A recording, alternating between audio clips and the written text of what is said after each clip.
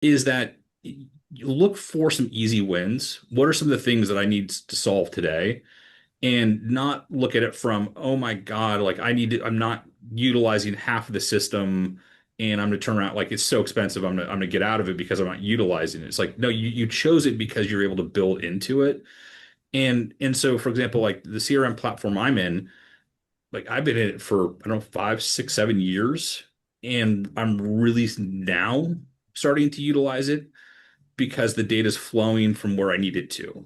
And it's the information is now much more valuable. Where it was just a CRM before. Now it's a whole sales tool.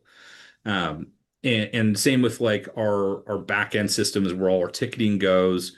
We use ConnectWise, but whatever, PSA. Um, we that was a decision we made a long time ago that we didn't want to change the wheels on the bus while it was in motion. So we bought the 800-pound gorilla, Yeah.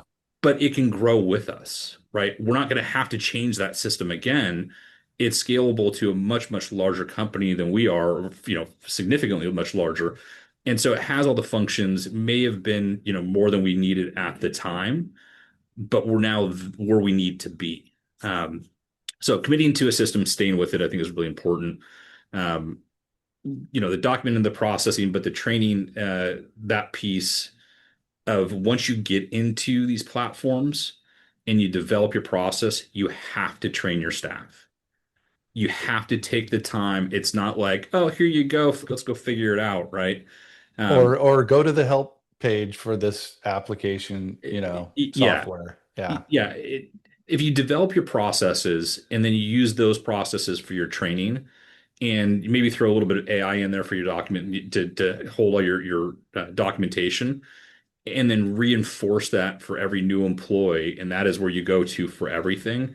And then the small tweaks happen at the process level, the documentation level.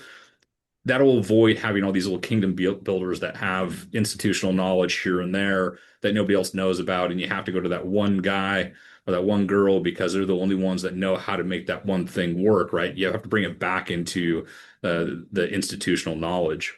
Yeah. Um, and then the measurement of performance, right? If you can't measure it, you can't manage it.